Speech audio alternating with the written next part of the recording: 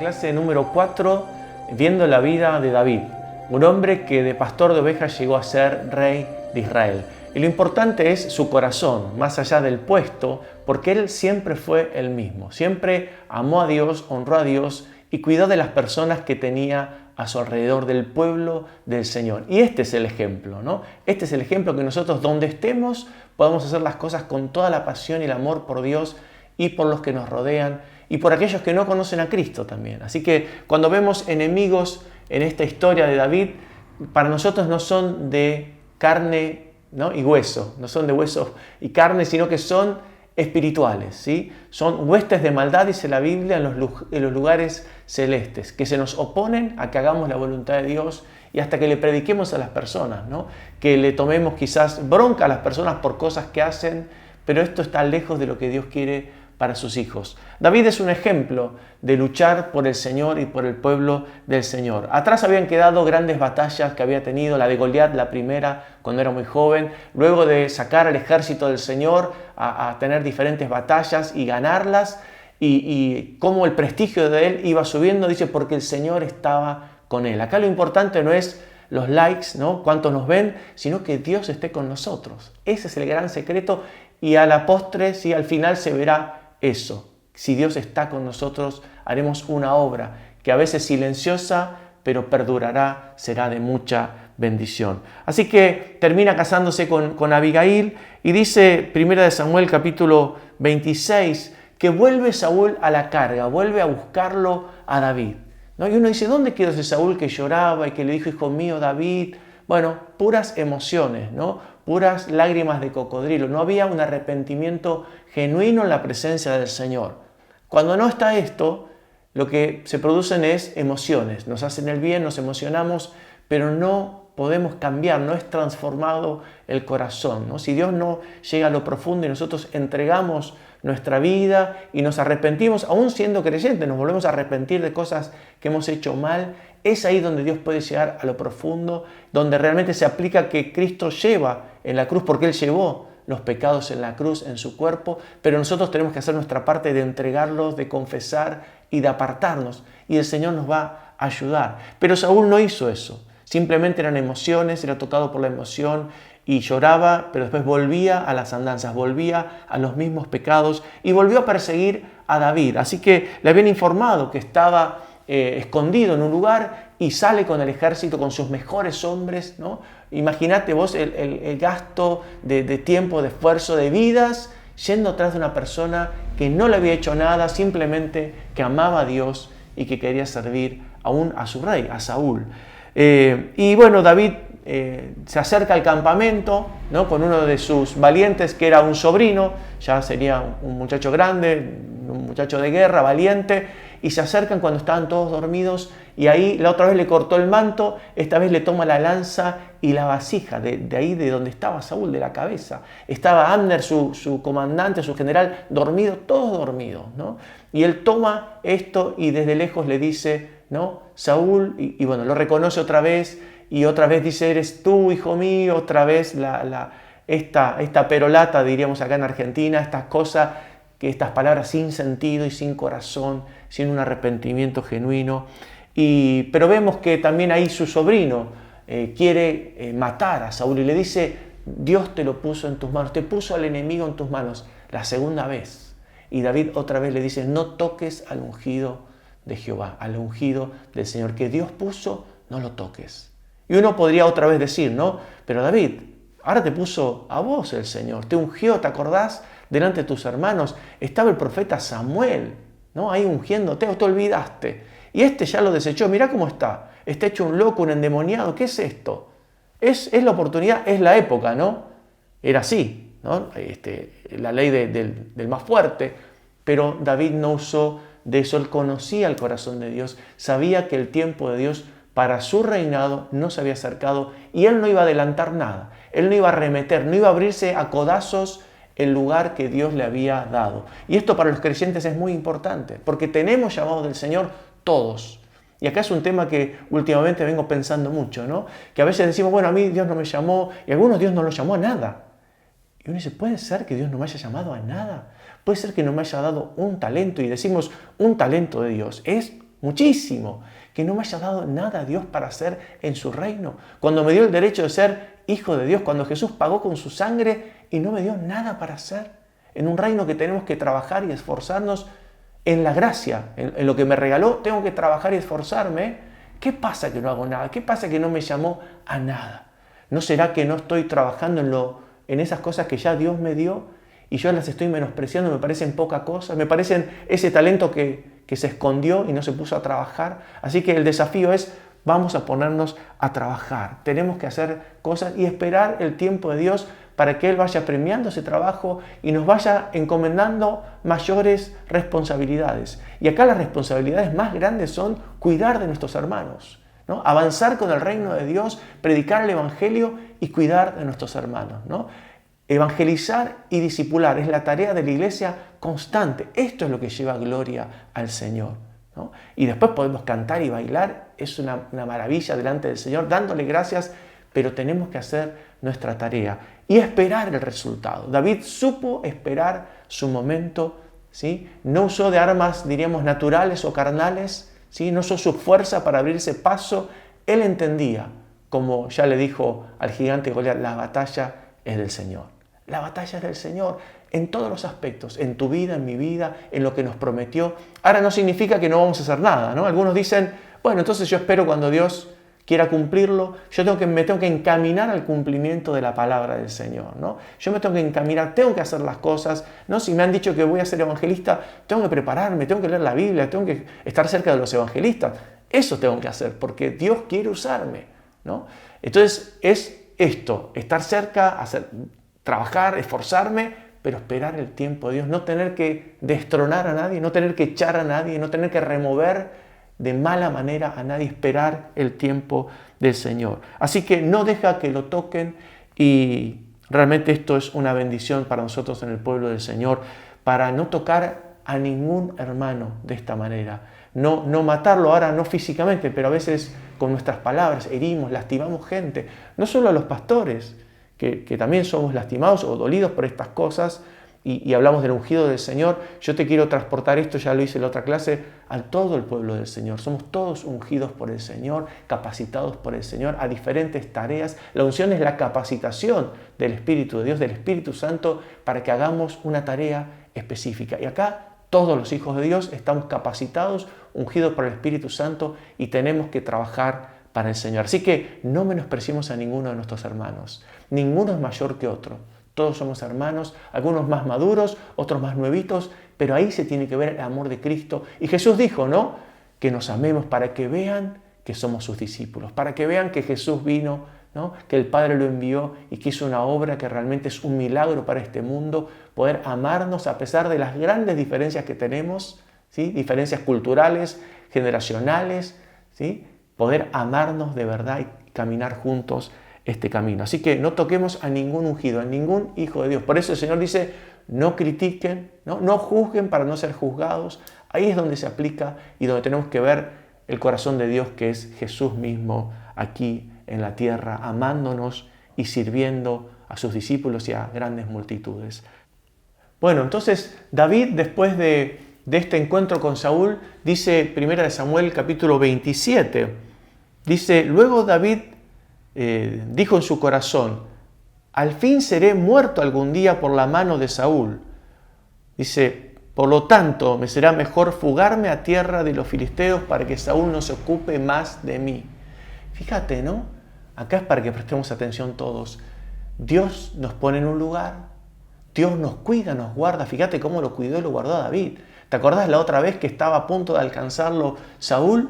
Y de repente lo llaman, que los filisteos estaban atacando otra parte del país y Saúl tiene que dejar de perseguir a David y sus hombres cuando ya estaba a punto de conseguirlo. O sea, Dios estaba cuidando. David lo reconocía, sabía que Dios lo libraba. Le preguntaba, Señor, esta gente me va a entregar en manos de Saúl, ¿qué tengo que hacer? Sí, te van a entregar, andate. Todo el tiempo David era guiado por el Espíritu del Señor, era guiado por Dios.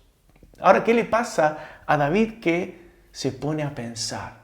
Lo que nos pasa a nosotros, que salimos de la fe y nos vamos a lo que vemos, a lo que sentimos, a lo que está sucediendo a nuestro alrededor. Y claro, nuestros sentidos dicen, Escapate, andate a la tierra del enemigo, ¿sí? Hacete amigo del enemigo para que no te persiga más. Era lógica, estaba bien pensado. Pero digo, Dios no va con nuestras razones, Él va con sus razones, con sus maneras. Él tiene sus maneras de cuidar de nosotros. ¿Y por qué no lo iba a cuidar más a David? Había una promesa sobre él, ¿no? Que él sería el rey de Israel, estaba ungido por el Señor y lo había cuidado hasta ahora, de cosas peores todavía. Ahora, cuidado cuando le damos lugar a nuestra mente. Y está bien, tenemos que pensar, Dios nos hizo con un razonamiento, hay que pensar, pero cuidado cuando va por arriba de lo que Dios tiene planeado para nosotros, ¿no?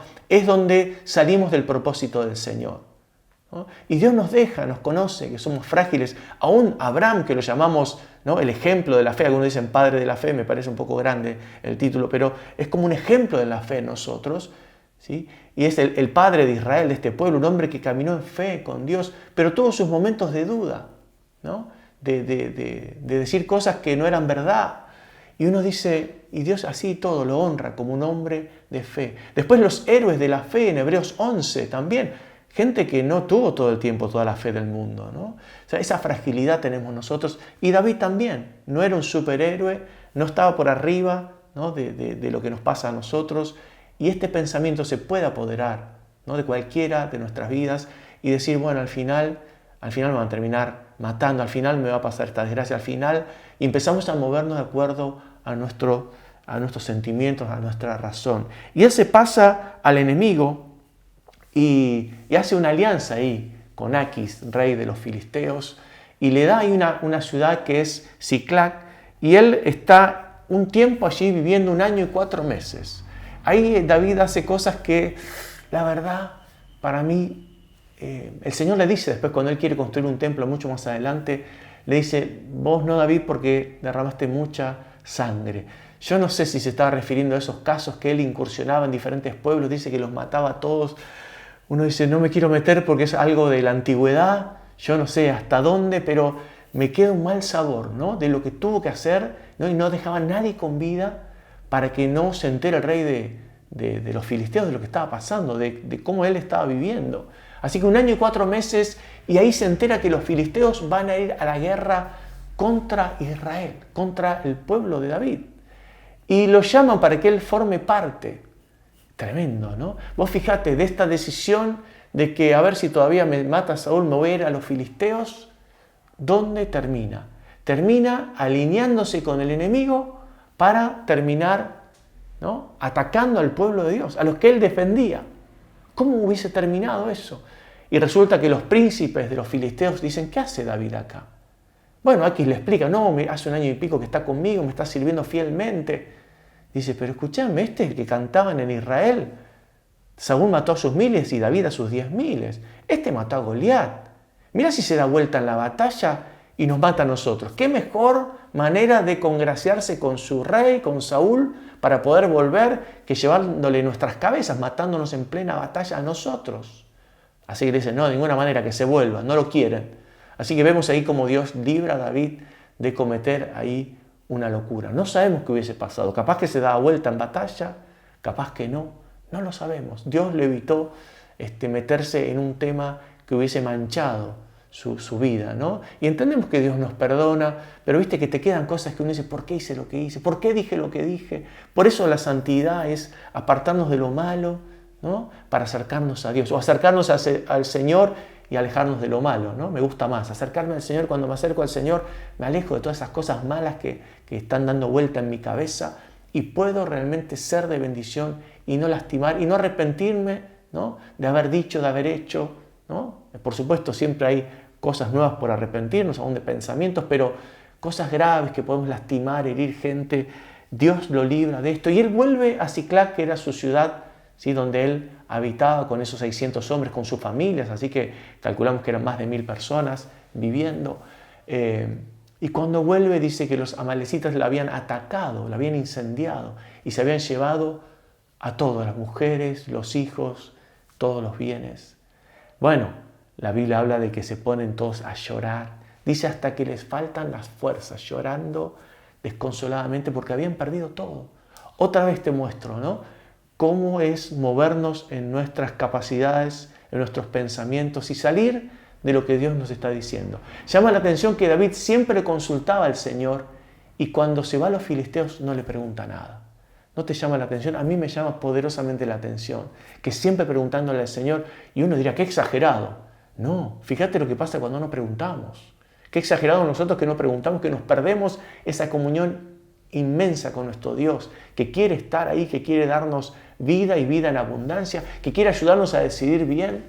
Bueno, David no consulta con el Señor y termina tomando una decisión que, bueno, casi le cuesta la vida. Dice que esos hombres que se pusieron a llorar porque habían perdido sus esposas, sus hijos, las cosas es lo de menos, pero sus esposas, sus hijos, ¿te imaginas quedar sin nada, sin familia?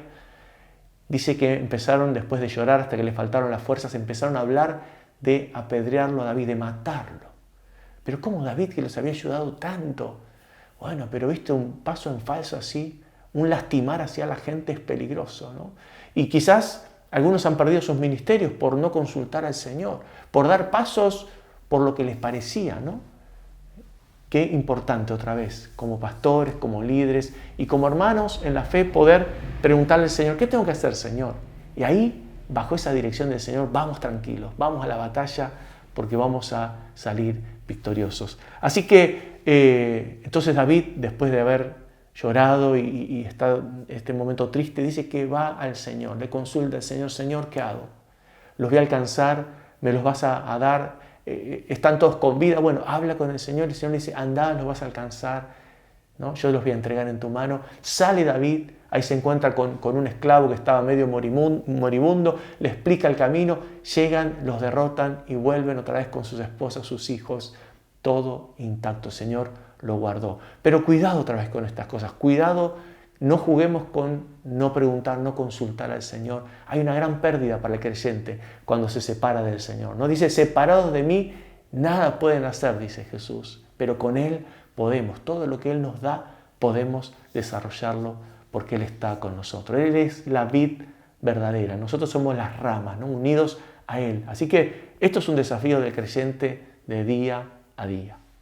Muy bien, luego en esa batalla que David es librado de estar contra su propio pueblo, dice que ahí muere Saúl y sus hijos, ¿no? Tremendo y lamentable. Muchos soldados, hombres de Israel mueren en esa batalla, ¿no? Un hombre que guió a la muerte a sus propios hermanos, a su propio pueblo, que es Saúl. Un hombre que no caminó conforme al corazón del Señor. Por eso nos hace bien ver la vida de Saúl y la de David, ¿no? Para transportarlo a nuestra vida. Lo que es de Saúl, digamos que es lo de la carne, lo de nuestra naturaleza vieja, pecaminosa, ¿no? Y lo que es del Espíritu es lo de David, cómo él caminaba con el Señor, ¿no? A pesar de esos errores, pero volvía al Señor, volvía a preguntarle al Señor. Bueno, en esa batalla muere Saúl, sus hijos, y hay un mensajero que llega a David para decirle como que había matado a Saúl. No fue así, pero se quiso llevar como una corona. Y David se pone mal, dice que se pone a llorar, se pone triste y lo manda a matar a este, ¿no? Bueno, terrible, cosas del Antiguo Testamento que no entendemos y es bueno que no juzguemos lo que Dios nos juzga o dejemos que Dios lo juzgue, mejor dicho, y nosotros ocupémonos de cómo tenemos que actuar hoy con el corazón de Jesús, ¿no? Con el corazón que Él nos da, un corazón nuevo. Pero allí vemos un cántico que David hace, ¿no? Llorando por Saúl y por Jonatán. Y uno dice, bueno, por Jonatán puede ser que fue su amigo, que lo cuidó, aún con un padre que lo quería matar, que cuando era el momento que Saúl lo quería matar, Jonatán le avisa y David puede huir a tiempo. O sea, un hombre fiel, habían hecho un pacto, amaban los dos a Dios, estaban de acuerdo en bendecir, en servir al pueblo del Señor. Jonatán y David, un ejemplo de servicio al Señor. Y vemos acá cómo también llora no solo por Jonatán, David, sino llora por Saúl. Y dice que hace todo este lamento, este llanto que lo manda a Judá para que allá también lo puedan utilizar y puedan llorar y puedan lamentarse junto con él. Dijo que lo enseñen también en diferentes ciudades y pueblos. Digo, qué importante es no alegrarnos con la muerte de otro, ¿no? Y por supuesto, realmente para David, Saúl no era un enemigo. Para Saúl, David sí era su enemigo, estaba equivocado. David tenía un corazón conforme al de Dios, no era un enemigo. Era un hombre que estaba totalmente fuera del Señor, un hombre que estaba atribulado, digno de compasión, que él mismo no quiso matarlo. Y cuando otro lo mata, se entristece a tal punto, ¿no? Creo que acá vemos el corazón del Señor. Hoy cuando lo volví a leer me emocionaba, ¿no? Digo, Señor, qué corazón el de David. Tenemos que aprender tanto, ¿no? Del corazón del Señor realmente, ¿no? Que es lo que Él quiere que hagamos, que nos amemos de esa forma. Que nunca sea una oportunidad cuando a alguien le va mal, no solamente una muerte, cuando a alguien le va mal, uno de nuestros hermanos o una persona que no conoce al Señor.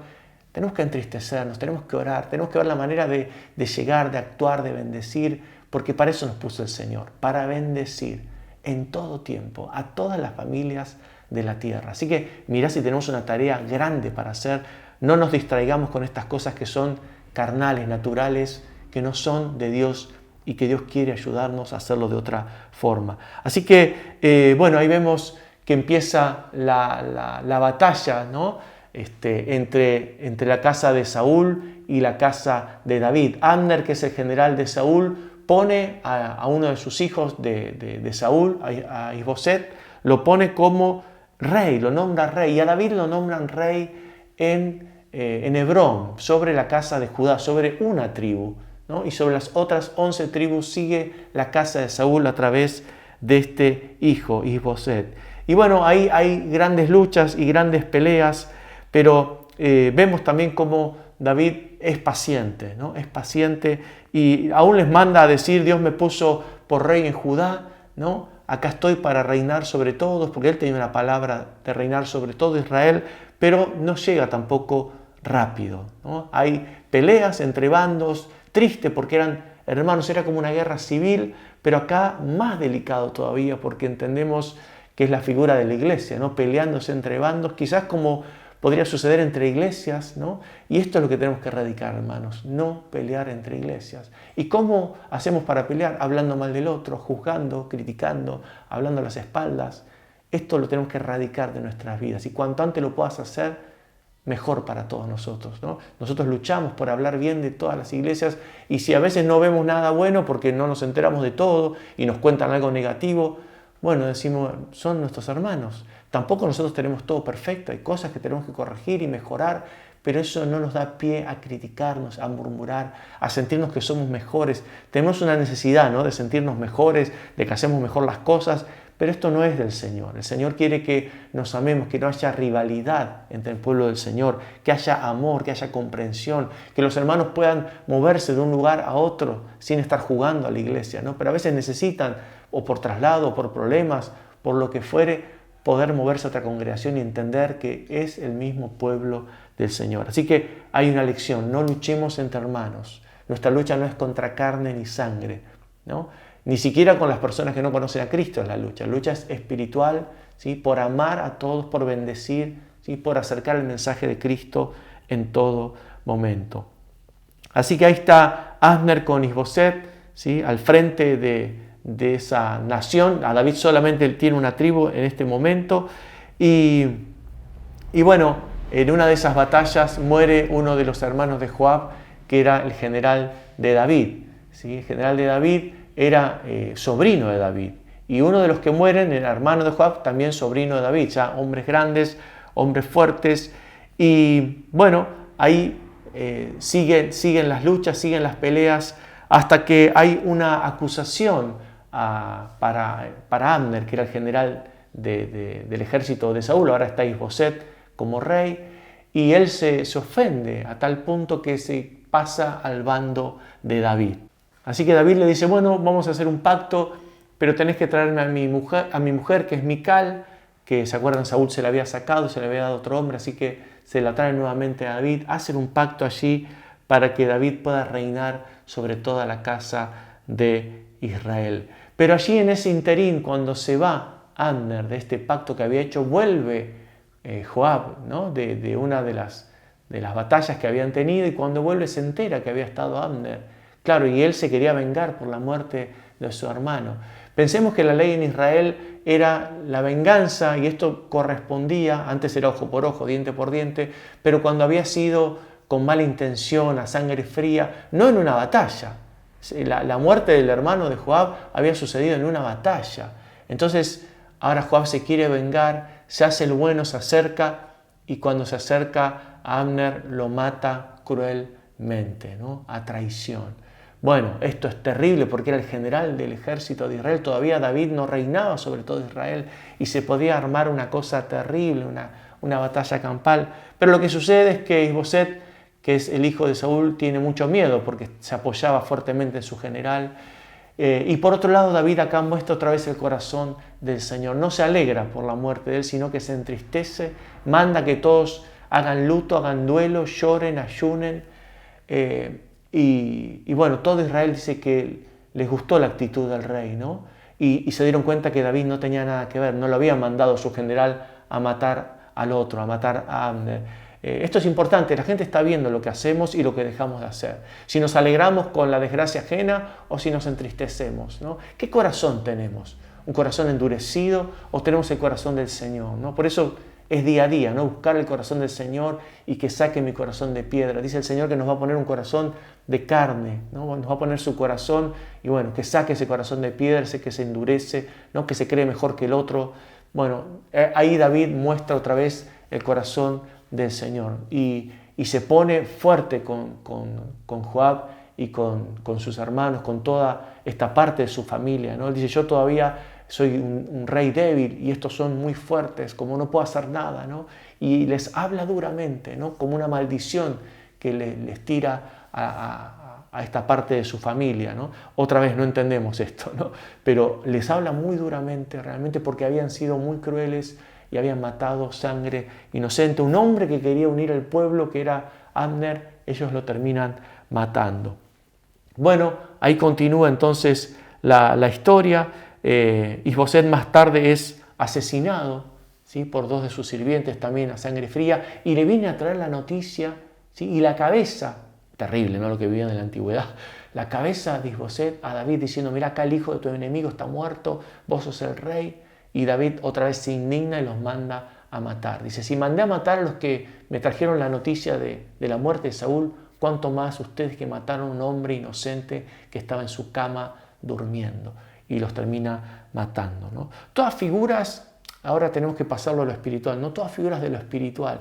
No le demos lugar a esto. Cuando alguien te trae un chisme, una crítica, una alegría porque el otro le fue mal, ¿no? Un hermano tuyo de otra iglesia, entristecete. Y retá a ese hermano, decirle esto no es así, hermano. Tenemos que amarlos y orar por ellos. Yo me acuerdo desde mi adolescencia y mi juventud, mi primera juventud, cuando venía con algún problema de la iglesia a mi papá, y él, bueno, era el pastor y me decía, mirá, dice, vos tenés que orar y tenés que bendecirlos, no te metas ahí, ¿no? Y le decía, pero mirá los hijos de fulano, de mengano, decía, vamos a ver cómo salís vos, me decía, y a ver cómo salen tus hijos. Y eso a mí se me grabó, ¿no? Como no juzgues, no critiques, fíjate bien lo que vas a hacer, ¿no? Y orá por las personas, no es tan fácil, ¿no? Y una frase que le tengo a mis hijos estos días es, si fuera tan fácil, cualquiera lo haría, ¿no? Pero es verdad, pero busquemos al Señor, porque para nosotros nos parece fácil la vida del otro. La vida del otro se la arreglamos rápido.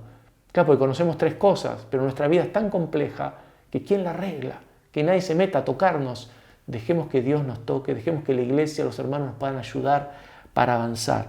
Fíjate lo que dice primera de Pedro 5, 6. Por lo tanto, muestren humildad bajo la poderosa mano de Dios para que Él los exalte a su debido tiempo. Llegó el tiempo que decíamos de David, ahora sí de ser rey. Lo vienen a buscar los principales de las tribus de Israel y lo coronan como rey. Después de 7 años y medio que está reinando en Judá, ahora lo nombran como rey de todo Israel. Todo lo de Dios llega. Tenemos que trabajar, tenemos que ser esforzados. Trabajar, decíamos, en la dirección de la palabra que Dios nos dio, pero no arremeter con todos. No es que yo voy a llegar antes y saco a mis hermanos de ese lugar. No voy a llegar antes, no voy a llegar.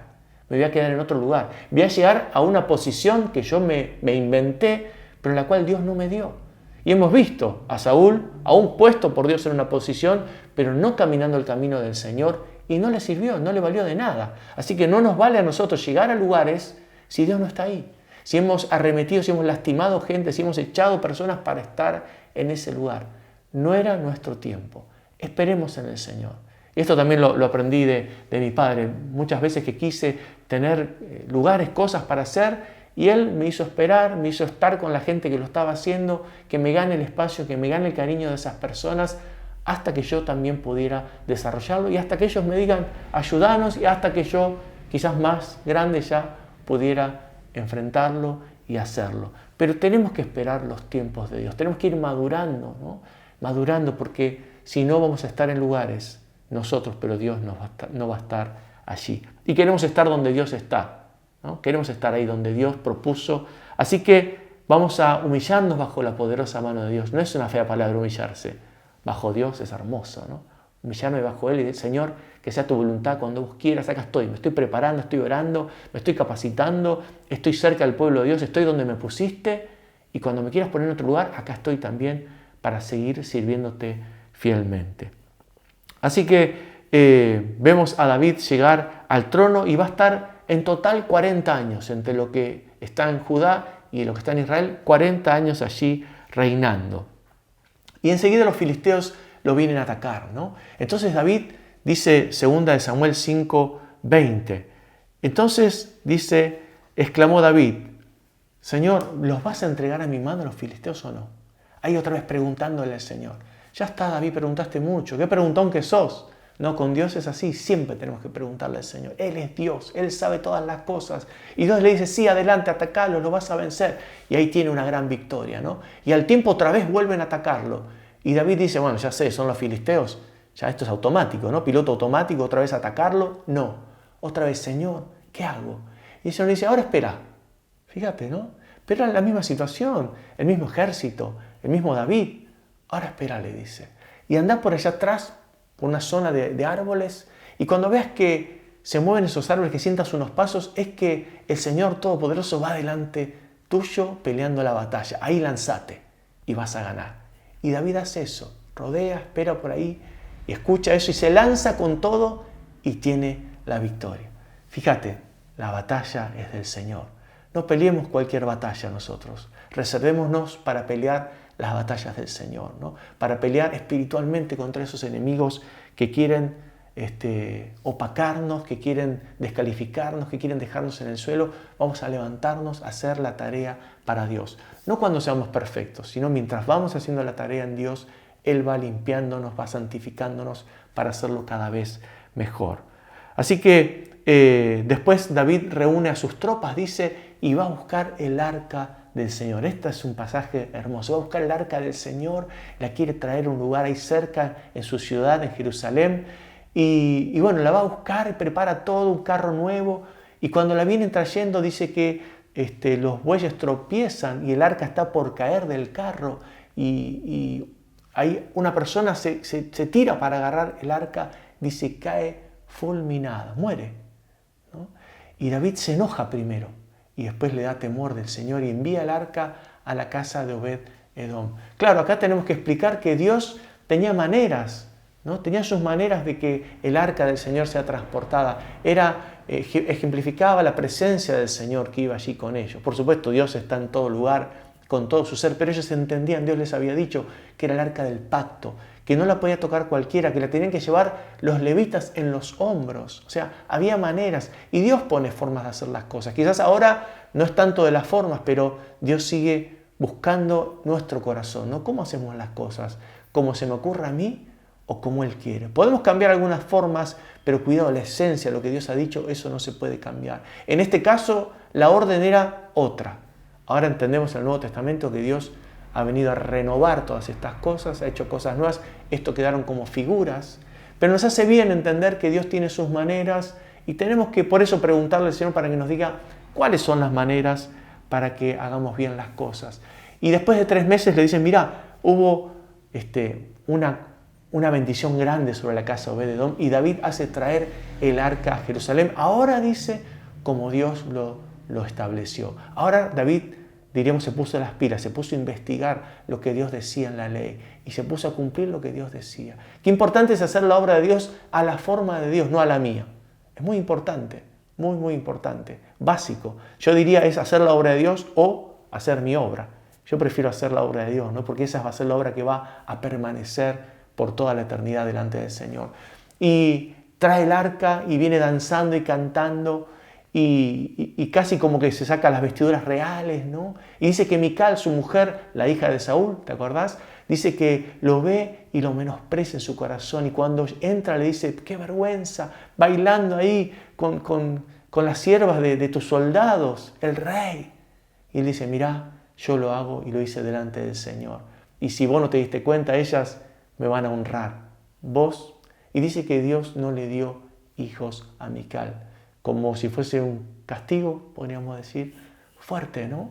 No te quiero asustar, pero sí te quiero prevenir, ¿no? Que las cosas de Dios no las podemos juzgar con estos ojos. Él estaba danzando delante del Señor, se estaba alegrando delante del Señor, y acá somos todos iguales.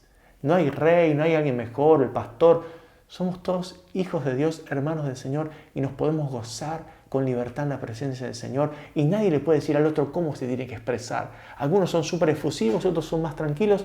No juzguemos las apariencias otra vez. Dejemos que puedan expresarse nuestros hermanos y nosotros libremente en la presencia del Señor. Él al final mira nuestro corazón, no nuestras vestiduras, lo externo. Él mira el corazón. Así que con esto te quiero dejar por esta clase. Te quiero dejar con una canción para que termines meditando. Y si podés leer estos pasajes que están al final de 1 Samuel y los primeros capítulos de 2 Samuel, te va a ser de bendición, ¿sí? Estas palabras mías son un resumen, son cosas que podemos traer para nuestra vida diaria, pero no reemplazan a la Biblia. Léelo, por favor. Que el Señor te bendiga mucho.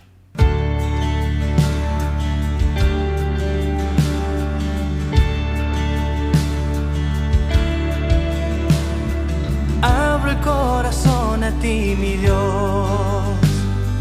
Quiero que estés conmigo hoy. A veces siento que estoy alejado, mas hoy yo sé que tú estás a mi lado.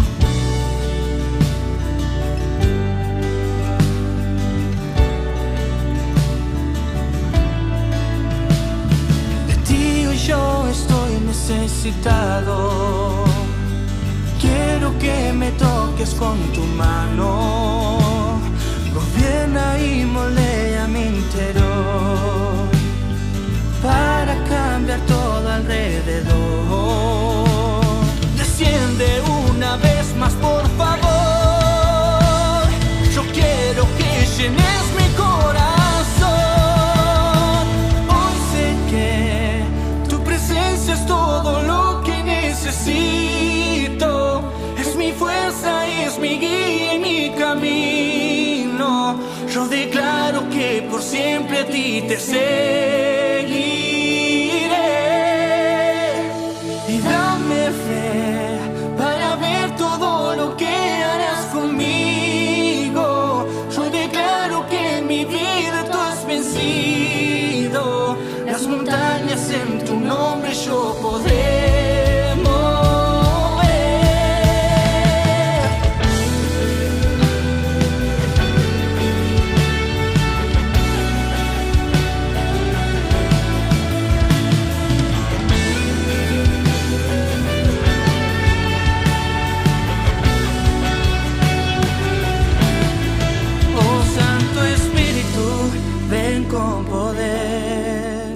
Cosas pasan cuando empieza tu mover. Oh Santo Espíritu, ven con poder. Queremos que algo grande empiece a suceder. Oh Santo Espíritu, ven con poder. Cosas pasan cuando empieza tu mover.